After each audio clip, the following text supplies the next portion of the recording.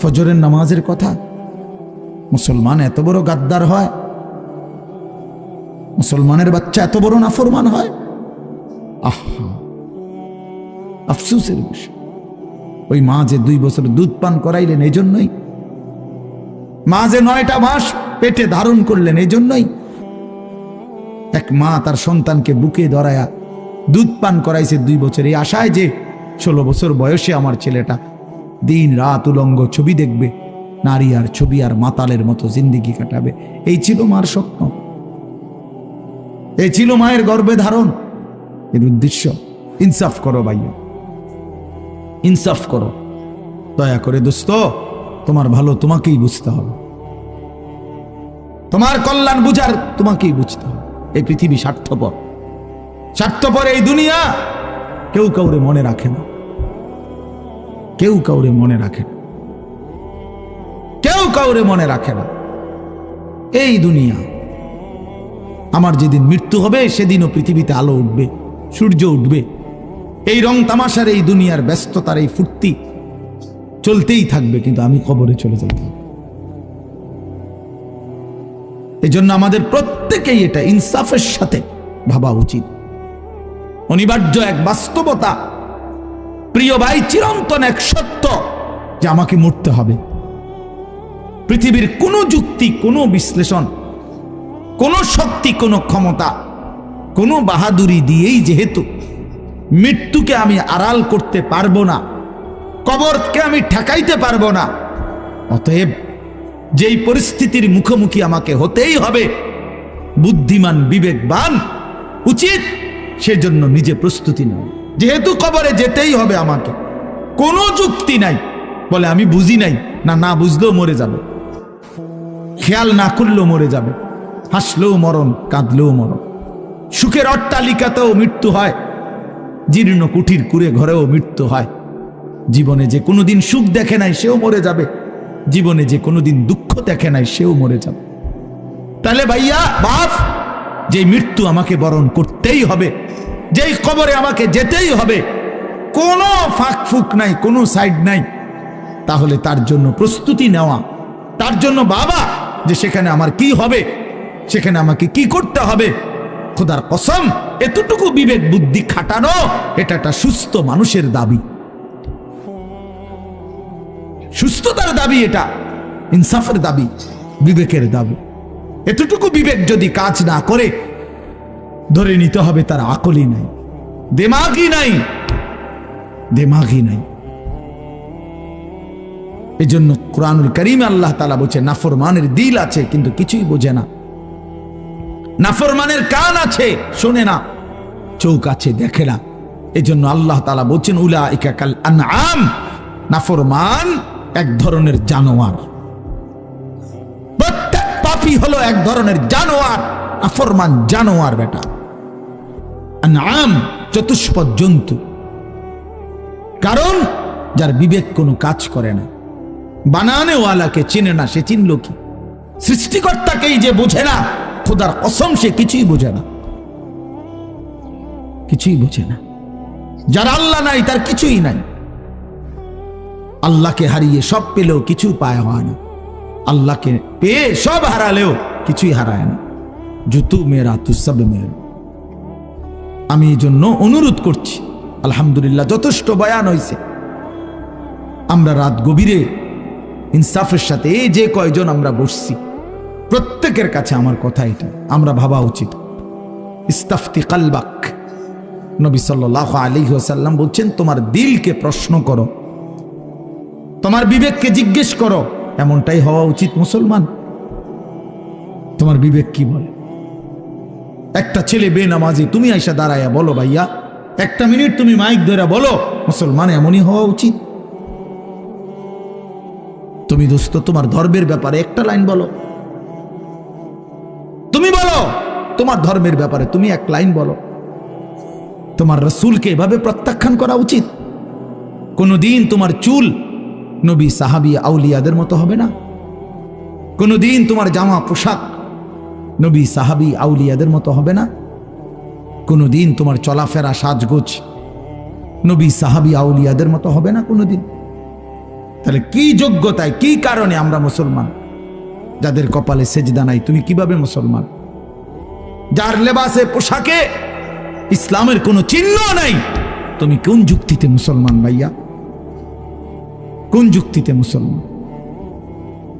আল্লাহ নবী সাল্লাল্লাহু আলাইহি ওয়াসাল্লাম বলছেন, ফারকু মা বাইনানা ওয়া বাইনাল কুফরি আস-সালাহ, আমাদের মাঝে আর কাফেরের মাঝে পার্থক্য নামাজ। নামাজ মুমিন আর কাফেরের পার্থক্য করে। এটা কি মুসলমান না বেঈমান? এটার প্রমাণের চিহ্ন খোদার কসম ভোটার আইডি কার্ড না, জন্ম নিবন্ধন সনদ নয়, সেজদা। সেজদা এই কপাল দুনিয়ার কোনো কাজে ব্যবহার হয় না, পৃথিবীর কোনো উপার্জনের জন্য কপাল লাগে না। চাকরি, ব্যবসা, ক্ষেত খামার, অটো, সিএনজি, ফসল, দেশ বিদেশ, ভাইয়া ইনসাফের সাথে ভাইবা দেখো, বাবারাও ভেবে দেখেন, এই কপাল কোনো উপার্জনের কাজে ব্যবহার হয় না। উপার্জনের কাজে হাত ব্যবহার হয়, পাও ব্যবহার হয়, মেধা ব্যবহার হয়, যোগ্যতা ব্যবহার হয়। কপাল কোনো কামাই রোজগারের জন্য ব্যবহার হয় না। কপাল রব্বে করিম বানাইছেন শুধু সেজদার জন্য, শুধু সেজদার জন্য, শুধু সেজদার জন্য, শুধু সেজদার জন্য। এই জন্য যে কপালে সেজদা নাই ওইটা মানুষের বাচ্চা না, যে কপালে সেজদা নাই ওটা মুসলমানের বাচ্চা না, ওটা মানুষের বাচ্চা না। যে জিন্দিগি সেজদাবিহীন জিন্দিগি, ওইটা জন্তু জানোয়ারের জিন্দিগি। কোরআন শরীফে আছে, কোরআন শরীফ স্পষ্ট আছে, সূরা আরাফের মধ্যে আছে। আল্লাহ বলছেন, ওয়াত্তাবা হাওয়াহু ফামাসালুহু কামাসালিল কালব। প্রিয় বন্ধু শুনো মিয়া, আল্লাহ বলছে মনের ইচ্ছা মতো যে চলে, মনের চাহিদার যে অনুসরণ করে। কেন নামাজ পড়ো না? তোমার মন চাইছে দেখে পড়ো না। কেন সারা রাত নারী দেখলা, ছবি দেখলা সারাদিন? তোমার মন চাইছে দেখে। কেন তুমি পেশাব পায়খানার পরে ঢিলা কুলুক টয়লেট পেপার পাক পবিত্র ঠিক মতো হও না? কেন? তোমার মন চাইছে দেখে। কেন তোমার জবানে একবারও তোমার মালিকের নাম উচ্চারণ হয় না? তোমার মন চাইছে। এই জন্য তুমি যা ইচ্ছা তাই করতেছ, কেউ তোমারে বাধা দিচ্ছে না। আল্লাহর কসম, আল্লাহ কোরআনে বলছে, এই যে মনের ইচ্ছা মতো যে চলে, ওয়াত্তাবা হাওয়াহু, যে তার মনের চাহিদার অনুসরণ করে, ফামাসালুহু কামাসালিল কালব, আল্লাহ বলে তার উদাহরণ হলো, তার দৃষ্টান্ত হলো কুত্তার মতো, কুত্তার মতো, কুত্তার মতো, কুত্তার মতো, কুত্তার মতো। এটা ওই জিন্দিগি কুত্তার জিন্দিগি, ওই জিন্দিগি কুত্তার জিন্দিগি, যে জিন্দিগিতে তার মালিকের গোলামি নাই। এই জন্য মনে রাখো, যাদের কপালে ছেলেরা সেজদা নাই, তোর জিন্দিগি কুত্তার জিন্দিগি, মনে রাখিস। আমার নাম মনে রাখিস, আমি বলছি, আমার নাম আনিসুর রহমান, আমার নাম মনে রাখো। ওই জীবন কুত্তার জীবন, যে জীবনে সেজদা নাই। ওই জিন্দিগি জানোয়ারের জীবন, যে জীবনে মালিকের গোলামি নাই, আল্লাহর নাফরমানি চেয়েছি। কেন সেজদা দিবা না? তুমি মানুষ না? তুমি জানোয়ার? তুমি কুকুর? তুমি বিড়াল? তুমি শূকর? তুমি সেজদা দিবা না কেন? তুমি এক পবিত্র মায়ের ঘরে জন্ম নিছ, তুমি এক ইমানদারের সন্তান, তুমি কেন সেজদা দিবা না? বলুন বাপ, আপনারা যারা বাবা আছেন, আপনাদের কাছে আপনারা বুঝাপড়া করেন। মুসলমান যদি হয়ে থাকেন, বুঝাপড়া করেন নিজের ছেলের ব্যাপারে। আরে ছেলের বিদেশ পরে বেটা, ছেলের দুনিয়া পরে, ছেলের ঘর বাড়ি বিল্ডিং সোফা ফার্নিচার পরে মিয়া। আগে ছেলের সাথে বোঝাপড়া করেন। তুই যদি মুসলমানের বাচ্চা হয়ে থাকস, কেন ফজরের নামাজ পড়বি না? আমি যদি তোর বাপ হয়ে থাকি, তুই যদি আমার সন্তান হও, তাহলে ইমানদারের সন্তান কেমনে বেনামাজি হয়? ইমানদারের মেয়ে কেমনে বেপর্দা হয়? ইমানদারের স্ত্রী কেমনে বেপর্দা হয়? ইমানদারের সন্তান কেন 24 ঘন্টা আল্লাহর নাফরমানি করবে? আপনি তারে আল্লাহ চিনাইতে পারলেন না, জীবনে কি চিনাইলেন? আপনি তাকে বানানে ওয়ালা চিনাইতে পারলেন না। আহা বন্ধু, করলেনটা কি? আহারে বাপ, কি করলেন আপনি? কার জন্য সোফা বানাইলেন? কার জন্য খাট বানাইলেন? আপনার বানানো খাটে আপনার অসভ্য সন্তান সারা রাত উলঙ্গ ছবি দেখে। আপনার বানানো সোফাতে বসে আপনার স্ত্রী ছেলে মেয়ে রঙিন সিনেমায় নর্তকীর নাচ দেখে টেলিভিশনে বসে বসে। সফলতা এটা? এটা সফলতা? এটা কামিয়াবি আপনার? এটা কামিয়াবি? তো কি বুঝাইতে চাইলেন? এর দুর্বিবেক নাই বাবার? এতটুকু বিবেক হবে না? কোরআন শরীফে আছে সূরা হুদের মধ্যে নূহ আলাইহিস সালাম ওনার বেঈমান সন্তানের জন্য যখন ডুবে যাচ্ছিল দোয়া করছিল, ইন্না ইবনি মিন আহলি। এই শব্দটা বলছিল নূহ নবী, আল্লাহ ওই যে ছেলেটা ডুবে যাচ্ছে এটা আমার পরিবার, আমার বংশধর, আমার সন্তান। এই কদ্দুর কথা শুধু কইছে, এর দূরে শুধু কইছে, আর কিচ্ছু বলে নাই যে আল্লাহ তারে মাফ করে দেন, তারে মুক্তি দিয়া দেন, তারে ডুবানির থেকে বাঁচায় দেন, কিচ্ছু কয় নাই। এই কথা এখানে শুধু কইছে, আল্লাহ ওই যে ছেলেটা আমার পরিবার, আমার সন্তান। মানে মনের আবেগে আর কিছু কইতেছে না। কোরআন শরীফে আছে আল্লাহ তাআলা কোরআনের আয়াত নাজিল করছে, আল্লাহ ওয়াহি নাজিল করছে, ইয়া নূহ, হে নূহ, ইন্নাহু লাইসা মিন আহলিক, সাবধান ওটা তোমার সন্তান না। সরাসরি কোরআন শরীফ, এটা তোমার সন্তান নয়। ইন্নাহু আমালুন গায়রু সালিহ, এটা বেআমল, গায়রু সালেহ। আমলে সালেহকে কি বলে? নেক আমল বলে। তাহলে আমলে গায়রে সালেহ এটাতে কি বলে? বদ আমল। এটা আপনারা বুঝছেন না কথা? এটা সহজ কথা। আল্লাহ বলছে ও বদ আমল, ও নাফরমান, অতএব আপনার সন্তান না। এজন্য আমি পরিষ্কার ছেলেদেরকে বলি, বাবা তোরা যারা বেনামাজি তুই মুসলমানের সন্তান না। মনে রাখিস বেটা, তুই লাওয়ারিস, তুই বেওয়ারিস, তোর কোনো মা নাই, তোর কোনো বাবা নাই, তোর কোনো পিতৃ পরিচয় নাই। মোবাইলের ওই নর্তকী তোর পরিচয়, মোবাইলের ওই উলঙ্গ নারী তোর পরিচয় হইতে পারে না। তুই কোনো মুসলমানের বাচ্চা না, ইমানদারের সন্তান নাফরমান হয় না। মনে রাখো। দেখো নারী, দেখো আরো দেখো, 16 বছর বয়সেই এত নারী দেখে ফেললা, 18 বছর বয়সেই এত উলঙ্গ ছবি দেখে ফেললা, বাকি জিন্দেগি কি করবা? বাকি জীবনটা কি করবা? সব তো দেখেই লাইলা, সব তো দেখেই ফেললা, পৃথিবী তো ভোগে করে ফেললা, এবার জাহান্নামে ফেলানো ছাড়া আর বাকি কি? সব তো দেখেই লাইলা।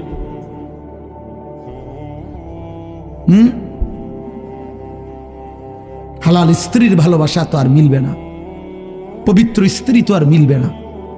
আল্লাহ কোরআনে ওয়াদা দিছে, যেই পুরুষ খবিস, অসৎ চরিত্রের, আল্লাহর ওয়াদা তার স্ত্রীও মিলবে খবিস। কি আয়াত? আল খাবিসাতু লিল খাবিসিন ওয়াল খাবিসুনা লিল খাবিসাত। সরাসরি কোরআন শরীফের আয়াত। বন্ধু মনে রাখো, আমি ডেইলি বলি, রাস্তার বেডি আর মোবাইলের বেডি আর বাস্তবতার বিবি এক কথা না। রাস্তার নারী 2 নম্বর হইলে তোমার সমস্যা নাই, মোবাইলের নর্তকী 3 নম্বর হইলেও তোমার সমস্যা নাই। তোমার বউ যদি 2 নম্বর হয়, চরিত্রহীন হয়, তুমি বুঝবা দুনিয়া কারে বলে। তোমার হায়াতই তখন হয়ে যাবে জাহান্নামের টুকরা। এজন্য প্রিয় সন্তান মনে রাখো, এত অল্প বয়সে এত নষ্ট হইও না, এত কম বয়সে এত চরিত্রহীন হইও না, এত চালাক ভাইব না নিজেরে, এত চালাক ভাইব না, এত বুদ্ধিমান মনে করো না। তোমরা অনেক চালাক মনে করতেছো নিজেরে। কেন? বাপে কিছু কয় না, মায়ে কিছু বলে না। আহা, আমি আজকেও বলছি সাদ ভাই, আমার জীবনের সবচেয়ে আশ্চর্য লাগে, আহারে একটা ছেলের 18 বছর বয়স, এক ওয়াক্ত নামাজ পড়ে না, সারাদিন মোবাইল, চুলের বাহার, সারাদিন বন্ধুদের আড্ডায় শেষ। একটা মা, আপন মা, বাপ, আত্মীয় স্বজন, পাড়া পড়শি, কেউ তারে কদ্দুর ডাকে না। কিরে বাবা, একটা ছেলে ভাইবো ভাইয়া, তোমারে শুধু বলি, তুমি একটাবার ইনসাফের সাথে ভেবে দেখো, তুমি প্রতিনিয়ত গুনাহ আর অশ্লীলতার মধ্যে ডুবে যাচ্ছ, কিন্তু কেউ তোমারে কদ্দুর ডাকেও না। কিরে বাবা তুই এরম করস কা? আরে তোর কি আল্লাহ নাই, আখেরাত নাই? তোর কি বাবা কবর নাই? কেউ তারে কদ্দুর মনে করায় না। এমন অভিশপ্ত হইলো কেন? ইনসাফ কি বল, মানে ওরে কেউ ডাকে না কা? আপন মাও আপন সন্তানকে ডাকে না, বাবাও ডাকতেছে না, কেউ তারে ফিরাচ্ছে না। তোমারে সবাই ছেড়ে দিছে কেন বাবা? এর মূল কারণ মনে রাখেন ছেলেরা, বাপ মনে রাখো, যার উপরে আল্লাহর লানত পড়ে, খোদার লানত, তারে গোটা সৃষ্টি ঘৃণা করে। তোমারে আর কেউ পছন্দ করে না, এজন্য কেউ তোমারে আর ডাকে না। আমি যদি আমার ছোট ভাই হয়, আমি যদি তার অন্যায়ের কারণে ডাইকা আনে থাপ্পড় দেই, মারি, শাসন করি, এটা তার জন্য কল্যাণ, কারণ আমি তারে ফিরাই আনলাম। আরে কইলো আমি তার সাথে এতটা রাগ করলাম, যা তোর যেটা মনে কর তুই এটা কর, ফিসা দিয়া ফির তোর কপালে, তুই যা, আমি তোরে কোনোদিন ডাকবো না, বলবো না, ছুঁইবো না, যা মন চায় তুই যা কর। তো বাহ্যিক দৃষ্টিতে তো মনে হবে তারে মারি নাই, থাপ্পড় দেই নাই, কিন্তু তার তো অনন্তকালটা শেষ, তার ভবিষ্যৎটা শেষ, তার লাইফটা তো শেষ। তার চাইতে ভালো ছিল তারে মারা, কিল কনি ঘুষি দিয়া হইল ফিরাইয়া আনা, এটা উত্তম ছিল না? এজন্য তোমারে ফিরাবে না কেন? তোমরা যারা সারা দিন রাত এক ওয়াক্ত নামাজ পড়ো না, কোনোভাবেই আল্লাহ আখিরাত পরকালের কিছুই বুঝো না, এমন অভিশপ্ত, মাত্র 18 বছর বয়সে খোদার গজব পড়লো তোমার উপরে, আল্লাহর লানত পড়লো কেন? 18 বছর বয়সে এত বড় নাফরমান হয়ে গেল কেন? 20 বছর বয়স না হইতেই বাবা তুমি এত বড় আল্লাহর অভিশপ্ত বান্দা হইয়া গেল কেন, যে কেউ তোমার আর পছন্দ করে না, কেউ ডাকে না? আমি একটু আগেও বলছি বয়ানে, আমার মার বয়স 75 বছর, আমার আম্মার বয়স 44 বছর। আমি আজকে 21 বছর ওয়াজ মাহফিলের এই জিন্দিগি আমার, আলহামদুলিল্লাহ। আমার 4টা সন্তান আছে বাবা, আমার 4টা ছেলে মেয়ে আছে।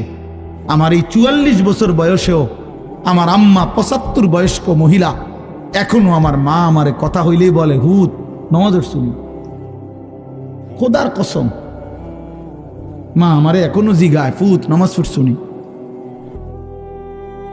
নামাজ পড়ছো। আমার সন্তানদেরকে দেখলো জিগায়, নাতি নামাজ শুনি। আমার মা আমারে আজও বলে, হুত কতখানে ওয়াজে যাও, মানুষের লোকে চাইও টাকা পয়সা লইয়া, কি করো না, কষ্ট দিও না, ঝামেলা করো না। কতবার যে কইছে মা আমার এই কথাইটা, শতবার কইছে মা আমারে আমার এই জীবনে। কিরে ভাইয়া, 75 বছর বয়স্ক মা তো আমার 44 বছর বয়সী সন্তানকে আজও ডাকে যে ফুত নামাজ পড়ছুনি, তোমার বয়স মাত্র 18 বছর, তোমারে কেন কেউ ডাকে না? তোমার জীবনে এত বড় অভিশপ্ত হলো কেন? নুয়াল্লিহি মা তাওয়াল্লা ওয়া নুসলিহি জাহান্নাম ওয়া সাআত মাসীরা।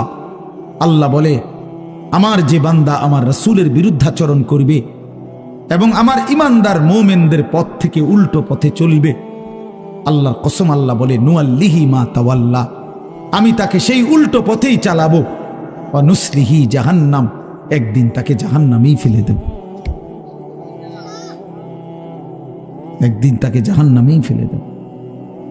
ওয়ালা তাকুনু কাল্লাযীনা নাসুল্লাহা ফাআনসাহুম আনফুসাহুম। রব্বুল আলামিন বলেন, ঈমানদার, আমি আল্লাহকে এতটা ভুলে যেও না, বেশি দিন ভুলে গেলে আমি একদিন তোমাকে নিজের পরিচয় ভুলিয়ে দেব, আত্মপরিচয় ভুলে যাবা বান্দা, আর কোনোদিন মনে পড়বে না তুমি মুসলমান, আর কোনোদিন মনে পড়বে না তোমার কবর আছে, হাসর আছে, আখিরাত আছে, আর কোনোদিন পরকাল ভুলে দেব। ব্যস্ততম এই দুনিয়ায় কারাকারি কামড়াকামড়ি করতে করতে, দুনিয়া কারাকারি করতে করতে, দুনিয়ার নেশায় পড়ে থাকতে থাকতে একদিন কবরে পৌঁছায় দেব, আখিরাত ভুলায় দেব। আল্লাহাকুমুত তাকাসুর হাত্তা যুরতুমুল মাকাবির। আল্লাহ বলে, বান্দা দুনিয়া বাড়ানোর নেশায় আখিরাত ভুলে গেলা, কিন্তু মনে রেখো এরই মাঝে একদিন কবরস্থানে পৌঁছে যাবা। ঠিকই একদিন কবরস্থানে চলে আসবা। কাল্লা সাউফা তা'লামুন, সেদিন কবরে আসলেই আমি আল্লাহ তোমাকে বুঝিয়ে দেব আমার প্রতিটা নাফরমানির শাস্তি। এজন্য প্রিয় বন্ধু, আমার মূল বক্তব্য এবার ইনসাফের সাথে বুঝেন। সবাই আলহামদুলিল্লাহ মনোযোগী হইছেন, আমরা কম হই কিন্তু মনোযোগী হইছি।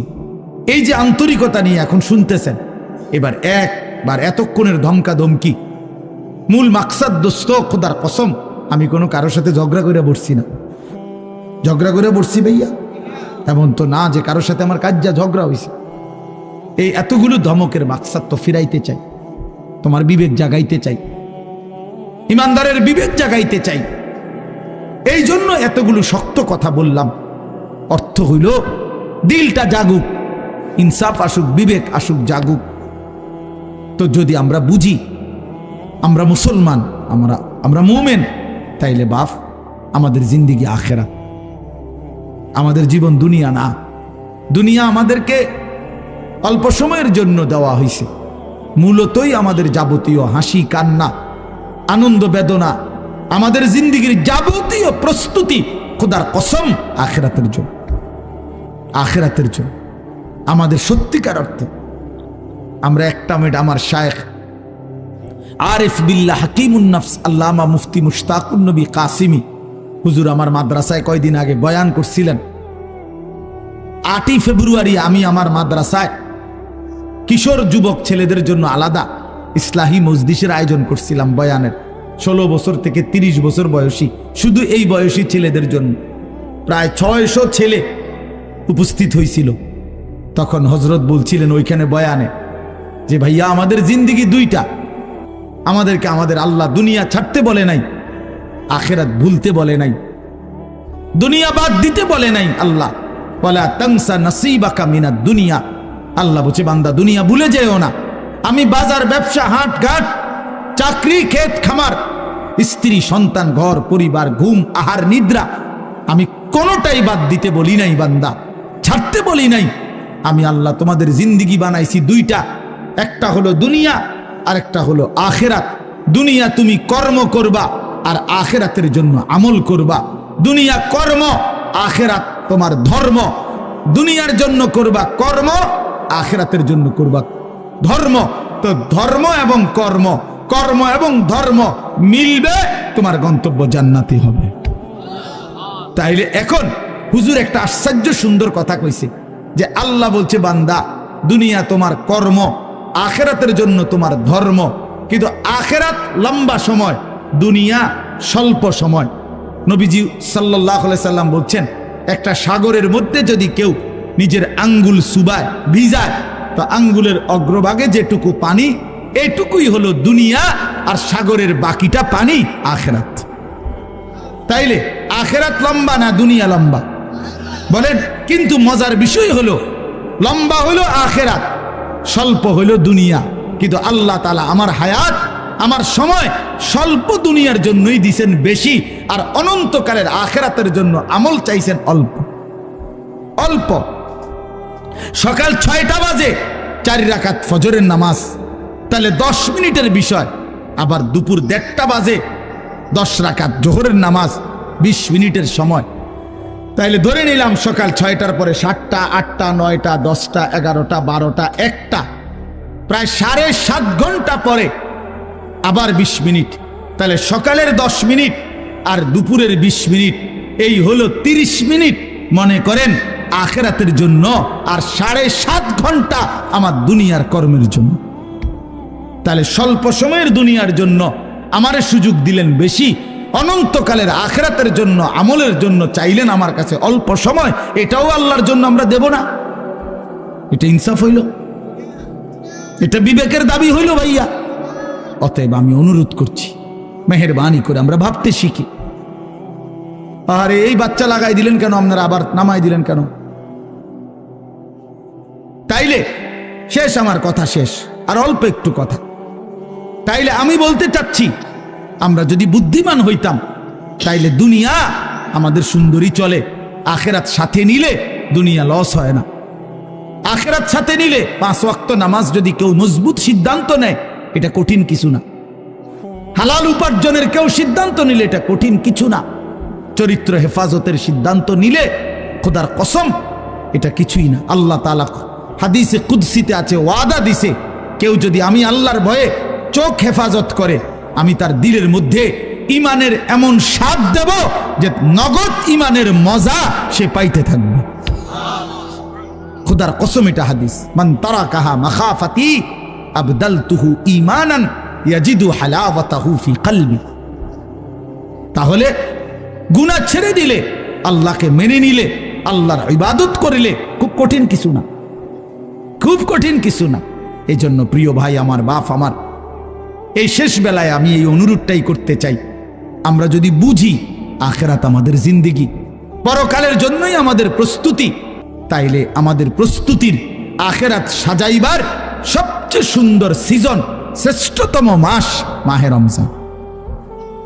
মাহে রমজান আমাদের সামনে একদম মুখোমুখি, শাহরু রমাদান, রমজান মাস। এই রমজান মাসটাকে কদর করার কথা আমি বলতে চাই, এটাই আমার শেষ আহ্বান। কেউ যদি বুঝি আমরা আমার আখেরাতি মূল, আমার দুনিয়া সামান্য, তাহলে আমাদের উচিত মাহে রমজানের প্রস্তুতি নেওয়া, মাহে রমজানের প্রস্তুতি নেওয়া। মাহে রমজান আল্লাহ নিজের, এই যে প্যান্ডেল আপনারা সাজাইছেন সুন্দর করে মাহফিলের জন্য, খোদার কসম আল্লাহ তাআলা বলে, বান্দা রমজান আমি নিজ হাতে সাজিয়েছি আমার বান্দাকে জান্নাত দেওয়ার জন্য, জাহান্নাম থেকে বাঁচাবার জন্য। যদি বলি আল্লাহ কেমনে সাজাইলেন, আল্লাহ তাআলা বলেন, শুনো আমার সাজানোটা তোমরা শুনো। 1, আমি আল্লাহ জান্নাতের সব দুয়ার খুলে দিয়েছি। 2, জাহান্নামের দরজাগুলো বন্ধ করে দিয়েছি। 3, সমস্ত শয়তান এবং দুষ্ট জিন শেকলে বন্দী করে দিয়েছি। এবার আসো রমজানের ভিতরে, আমি আল্লাহ তাআলা রমজানের প্রথম দশক রহমত দ্বারা সাজিয়েছি, মাঝের দশক মাগফিরাত দ্বারা সাজিয়েছি, শেষ দশক নাজাত দ্বারা সাজিয়েছি। এবার আসো ইবাদত, সারা বছরের ইবাদতের সাথে আমি আরো নতুন নতুন কতগুলো ইবাদত রমজানে যোগ করেছি। কি? 1 মাসের পূর্ণ রোজা, 1 মাসের পূর্ণ 20 রাকাত তারাবি, 1 মাসের জন্য ইফতার, 1 মাসের জন্য সাহারি। এই 4টাই ইবাদত। ইফতারও ইবাদত, সাহারিও ইবাদত। সাহারি বুঝুন তো না, রাত্রির খাবার। এরপরে রোজাটাও ইবাদত, এরপরে 20 রাকাত তারাবিও ইবাদত। আল্লাহ বলেন এরপরে শেষ দশক, শেষের 10 দিন এতেকাফ, মসজিদের এতেকাফ আমি এর দ্বারা সাজিয়েছি। শেষ দশকের বেজর রাত্রিগুলো আমি আল্লাহ তাআলা সবে কদরের দ্বারা সাজিয়েছি। সুবহানাল্লাহ। এরপরে আল্লাহ বলেন নেকির হিসাব, নেকির হিসাব হইল একটা নফল একটা ফরজের সমান, একটা ফরজ 70টা ফরজের সমান। একজন রোজাদারকে ইফতার করাইলে 3টা পুরস্কার, গুনাহ মাফ, জাহান্নাম থেকে মুক্তি, রোজাদারের সমপরিমাণ নেকি, সমপরিমাণ নেকি। আল্লাহ তাআলা বলে, বান্দা এতভাবে আমি আল্লাহ রমজানকে সাজাইলাম, উদ্দেশ্য কি? শুধু তোমাকে জান্নাত দেব, তোমাকে আমি জান্নাত দিতে চাই বান্দা, তুমি নেও বান্দা, লাআল্লাকুম তাত্তাকুন। আল্লাহ বলছে 1 মাসে মুত্তাকি বানিয়ে দেব, 1 মাসে।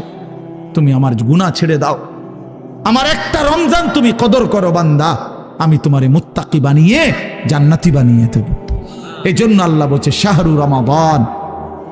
যে আয়াতটা আমি পড়েছি, আল্লাহ নিজে রমজান মাস, এই শব্দ রমজান মাস আল্লাহ নিজে কোরআনে উল্লেখ করছেন।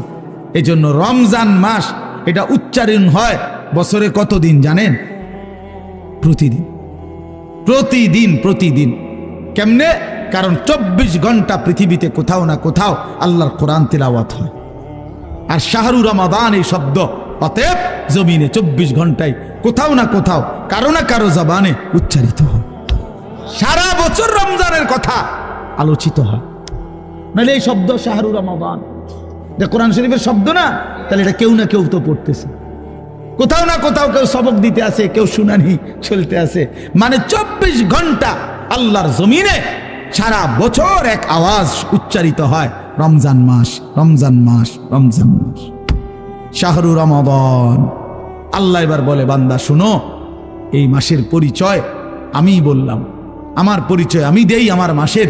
আল্লাযী উনজিলা ফীহিল কোরআন, এটা সেই মাস যে মাসে কোরআন নাজিল করা হয়েছে। কোরআন নাজিল করাতে এই মাস দামি। আমার শায়েখ আল্লামা মুফতি মুশতাকুন নবী সাহেব বলে যে দেখো, একটি রমজানে কোরআন নাজিল হয়েছিল, প্রত্যেক রমজানে কোরআন নাজিল হয় না। কোরআন তো একটি রমজানে, নবীজির বয়স যখন 40, ওই সময়ে একটা রমজান কোরআন নাজিল হয়েছিল। কিন্তু ওই এক মাসে একবার কোরআন নাজিল হওয়ার কারণে কোরআনের বরকতে ওই মাস যতবারই পৃথিবীতে আসে ততবারই দামি হয়ে যায়। ওই একটি রাত শবে কদর, ওইটা তো একটা রাতে কোরআন নাজিল হয়েছিল, কিন্তু ওই রাত এটা এবার যতবারই আসে ঘুরে ঘুরে ততবারই ওই রাত দামি হয়ে যায়। এজন্য কোরআন যে রাতের সাথে একবার লাগছে, এই রাত আজীবনের জন্য দামি হয়ে গেছে। কোরআন যেই মাসের সাথে একবার লাগছে, ওই মাস আজীবনের জন্য দামি হয়ে গেছে। কোরআন যেই বান্দার জীবনে একবার লাগবে, ওই বান্দাও আজীবনের জন্য দামি হয়ে যায়, দামি হয়ে যায়। হুদাল লিন্নাস ওয়া বাইয়িনাতিম মিনাল হুদা ওয়াল ফুরকান। আল্লাহ বলেন, আমার কোরআনের 3টা বৈশিষ্ট্য। একটা হলো সারা পৃথিবীর মানুষের জন্য হেদায়েত। 2 নাম্বার হলো কোরআনের সমস্ত হেদায়েতের বাণী স্পষ্ট, কোনো অগোছালো, কোনো লুকোচুরি, কোনো সংক্ষিপ্ত অপূর্ণাঙ্গ কোনো কথা নাই, সব স্পষ্ট। আর 3 নাম্বার হলো কোরআনই হচ্ছে একমাত্র সত্য মিথ্যা, ন্যায় অন্যায়, জায়েজ না জায়েজ, হালাল হারাম, বৈধ অবৈধ, উচিত অনুচিতের মাপকাঠি। ফুরকান, ফুরকান। এই জন্য এই তোমরা যারা স্কুলে পড়ো, কলেজে পড়ো ভাইয়া, ইউনিভার্সিটিতে পড়ো, কোনো আপত্তি নাই, তবে এইটা মনে রাখো বন্ধু, কোরআনুল কারীমের জ্ঞান যে অর্জন করতে পারে নাই, কোরআন যে ধরতে পারে নাই, কোরআন যে ছুঁইতে পারে নাই, তুমি ন্যায় অন্যায় চিনো নাই, সত্য মিথ্যা তোমার কাছে স্পষ্ট না। খোদার কসম, পৃথিবীর আর কোনো বই, আমি চ্যালেঞ্জ করলাম এখানে এখন, পৃথিবীর আর কোনো বই দিয়ে, পৃথিবীর আর কোনো গ্রন্থ দিয়ে সত্য মিথ্যা, ন্যায় অন্যায়, জায়েজ না জায়েজ, হালাল হারাম, বৈধ অবৈধ, উচিত অনুচিত নির্ধারণ করা যায় না। না, বাংলা বই দিয়ে হবে না, এটা অঙ্ক বই দিয়ে হবে না, ইংরেজি বই দিয়ে হবে না, একমাত্র আল্লাহর কোরআন। বৈধ অবৈধ নির্ধারণ করে আল্লাহর কোরআন, হালাল হারাম নির্ধারণ করে আল্লাহর কোরআন, উচিত অনুচিত নির্ধারণ করে আল্লাহর কোরআন। ফুরকান এটা। এজন্য কোরআন বঞ্চিত, সে সত্য মিথ্যা, আলো অন্ধকার থেকে বঞ্চিত, বঞ্চিত। লোক দেখানো যা মন চায়, অমুক ভদ্রলোকে কইছে এটা সুন্দর, এই তো কয় সুন্দর। ইয়াহুদির বাচ্চা কইছে এটা চমৎকার, হেও কয়টা চমৎকার। খ্রিস্টানের বাচ্চা কইছে এটা যৌক্তিক, হেও কয়টা যৌক্তিক, হেও কয়টা যৌক্তিক। কারণ তার কাছে তো মূল কষ্টি পাথর আল্লাহর কোরআন নাই। এবার যেই বেঈমান যেটা কয় ওইটাই ভাল লাগে। এই জন্য দেখেন না, আমাদের যেই ছেলেদের কোরআন সুন্নাহর আলোকে নবী সাহাবীদের চুল থেকে যারা বঞ্চিত, তাদের আর চুলের নির্ধারিত কোনো স্টাইল নাই, যখন যেটা দেখে যেটা ভাল লাগে। দেখেন, যারা নবী এবং সাহাবী আউলিয়াদের পরনের পোশাক থেকে বঞ্চিত, তাদের আর নির্ধারিত কোনো প্যান্ট আর শার্টের মডেল নাই, যখন যেটা ভাল লাগে ওইটাই কিনবে, যখন যেটা চলাফেরা ভালো লাগে সেটাই ভালো লাগে। তার মানে আল্লাহ থেকে বঞ্চিত, রাসূল থেকে বঞ্চিত, তো সে সত্য সঠিক ইনসাফ ন্যায় পরায়ণতা থেকে বঞ্চিত, বঞ্চিত। সর্বশেষ কথা হলো, আল্লাহ বলেন, ফামান শাহিদা মিনকুমুশ শাহরা ফালিয়াসুমহু। অতএব আমার বান্দা, তোমাদের যারাই রমজান মাসে আসবা, পৌঁছবা, তোমরা রোজা রাইখো, আমার হুকুম মাইনো। আল্লাহ বলেন, আল্লাহ যেন মহব্বত করে বলছে, বান্দা রোজা রাইখো, বান্দা আমি তোমারে মুত্তাকি বানাবো, আমি তোমারে জান্নাতি বানাবো, আমি তোমারে জান্নাতি বানাবো। এই জন্য দোস্ত, এই শেষ বেলায় আমার এই শেষ কথা এটাই, আমাদের সামনে মাহে রমজান। তোমরা যারা কিশোর নওজোয়ান আছো বাপ, তোমাদের কাছে অনুরোধ, রমজানকে মনে করে সামনে রেখে তোমরা তোমাদের জিন্দেগি বদলাও। এই জীবন এভাবে চললে হবে না ভাইয়া, তুমি সুখ পাইবা না। কোনো বেঈমান দুনিয়াতে ইজ্জত পায় না, আখেরাতে তো কিছুই নেই। কোনো সুদখোরকে কেউ সম্মান করে না, কোনো চরিত্রহীন লম্পটকে কেউ সম্মান করে না ভাইয়া, কেউ রে না। মানুষ মন্দকে মন্দই বলে, মানুষ উত্তমকে উত্তমই বলে। কোনো লম্পট চরিত্রহীন, কোনো মদখোর গাঁজাখোরকে কেউ জোনায়েদ বাগদাদি বলে না, কেউ বাইজিদ বুস্তামি বলে না, বাটফারকে বাটফারই বলে, নেককারকে নেককারই বলে। মানুষ আলোকে আলো বলে, অন্ধকারকে অন্ধকার বলে। এখন যে কোনো মানুষকে জিজ্ঞাসা করলে সে বলবে অন্ধকার। দিনের আলোকে দিনের আলোই বলে। এজন্য সাদাকে মানুষ সাদাই বলে, কালোকে মানুষ কালোই বলে। তার মানে আমরা আরবিতে পড়ছি অফিকা উয়ুবুন ওয়ালিন্নাসি আয়ুনুন, তোমারও দোষ আছে, মানুষেরও চোখ আছে। আরবি প্রবাদ। তার মানে তুমি ভাইবো না তুমি বুদ্ধিমান, বাকিরা বোকা না। সবাই ভাতে খায়, তুমি কেবল ভাত খাও, বাকিরা সবাই চিরা খায়। বিষয়টা এমন না, সবাই ভাতেই খায়, কাজে বুঝবে না কেন? আল্লাহ নবী সাল্লাল্লাহু আলাইহি সাল্লাম বলছেন, অন্ধকারে একাকিত্বে যে গুনাহ করে, খোদার কসম আল্লাহ নবী বলছে দিনের আলোতে আল্লাহ তাআলা তার চেহারার মধ্যে সেই অপরাধের চিহ্ন ভাসিয়ে দেয়। এজন্য মানুষ দেখলেই কয় নাফরমানি তো করছে, গাঁজা তো খাইছে, নেশা তো করছে গোপন কোনো জায়গায়, কিন্তু বাইরে হইলে মানুষ চেহারার দিকে তাকাইলেই বলে, দেখতেই বোঝা যায় ফুটটা খোর।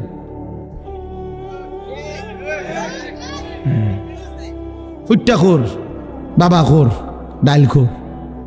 হ্যাঁ, বুঝেন নাই? চেহারা দেখলেই বোঝা যায়। আমি তো এই জন্য অনেক সময় বলি যে অনেক ছেলে আছো তোমরা, তোমাকে সমবয়সী বন্ধু, তোমার চুল এবং তোমার স্টাইল দেখে কয় দোস্ত তোরে সেরকম লাগে। তা আমি বলি যে তুমি একটাবার জিঙ্গাইলা না দোস্ত, সেরকম তো লাগে বুঝলাম, সেটা কেডা? সে কে? যার মতো লাগে সে কে? তুমি তো আমার একটা কারো না কারো মতোই কইতে চাইছো যে সেরকম লাগে, তো সেরকমটা কে? সে কে? তাইলে দেখবা সে কইব দোস্ত তোমারে ফুট্টাখোর বাবাখোরের মতো লাগে, তোমারে ডাইলখোর নেশাখোরের মতো লাগে, ইয়াবাখোর লম্পটের মতো লাগে বেটা। এই জন্য দুশ্চরিত্রকে কেউ ইজ্জত করে না, বেহায়া নারীকে কেউ সম্মান করে না। কোন বেপর্দা নারীকে দেখে রাস্তার কোন লম্পট, কোন বখাটে দুশ্চরিত্র মানুষ যারা নারীকে দেখে, বেহায়া বেপর্দা নারীকে, তাকে নিয়ে কেউ রাবেয়া বসরির কল্পনা করে না, রাবেয়া বসরির কল্পনা করে না, তাকে নিয়ে অসভ্য কল্পনাই করে, উলঙ্গ কল্পনাই করে। এই জন্য ভাইয়া নিজের কদর করো, এটা উপলব্ধির বিষয়, এটা উপলব্ধির বিষয়। আল্লাহ আমাদেরকে বুঝ দান করেন। আল্লাহ তাআলা আজকের এই মাহফিল ভরপুর কবুল করে নেন। যাদের ভালোবাসায়, যাদের আয়োজনে, যাদের আন্তরিক প্রচেষ্টায় মাহফিল হয়েছে, আল্লাহ তাআলা সকলকে উত্তম বিনিময় দান করেন। আগামী দিনেও আল্লাহ তাআলা এই মাহফিলকে কায়েম দায়েম করে দেন। আমরা সবাই রমজানকে কদর করব তো ইনশাআল্লাহ? বলেন ইনশাআল্লাহ। ও যেন ওই সাদা গেঞ্জি ছেলে একটা মিনিটের জন্য মোবাইলটার থেকে চোখ সরাইছে।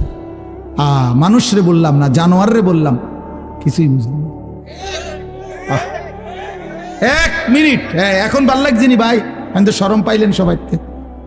এক মিনিট চোখটা ফিরাইছে না, এইটার দিকে তাকাইয়াই রইছে, মানে পুরাটা নজর এটার দিকে। কারে বলি, কেন বললাম?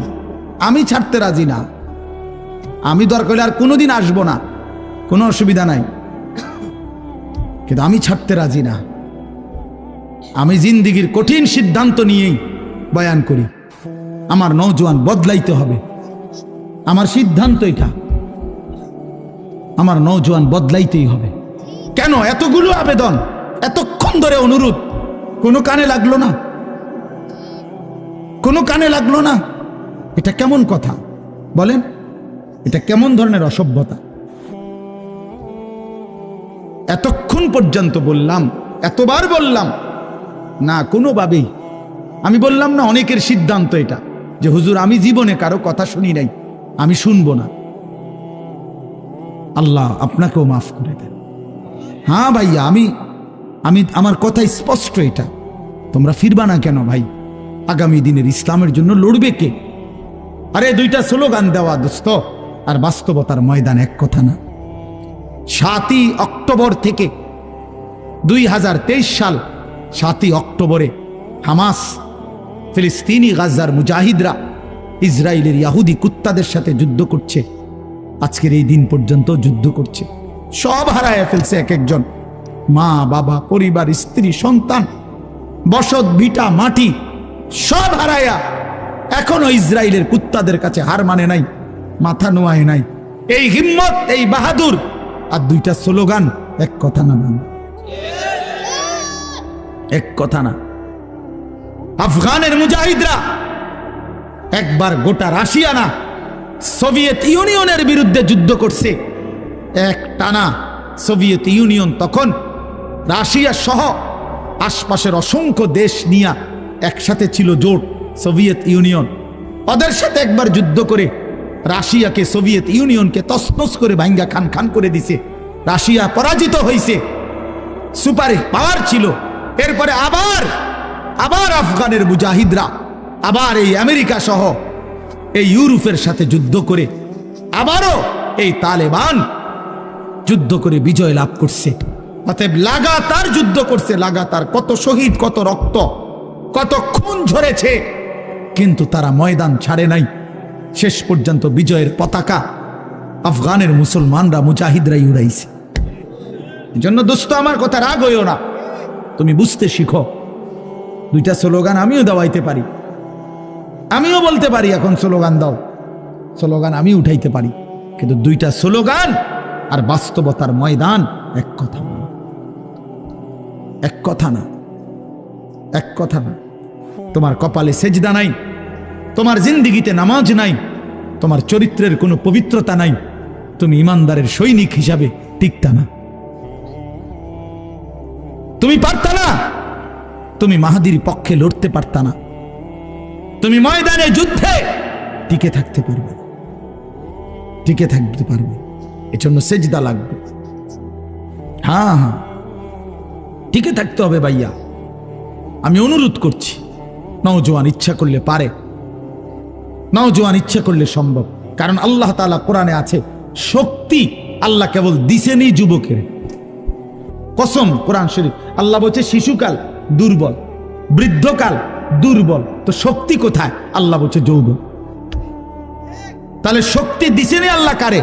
নওজোয়ান, নওজোয়ান রে।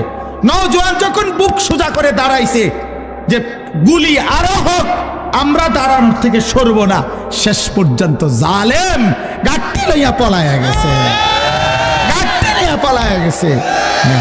কিশোর নওজোয়ান যখন দাঁড়াইছে বুক সোজা করে, তখন বেঈমান জালেম পলাইছে। দেখছেন না?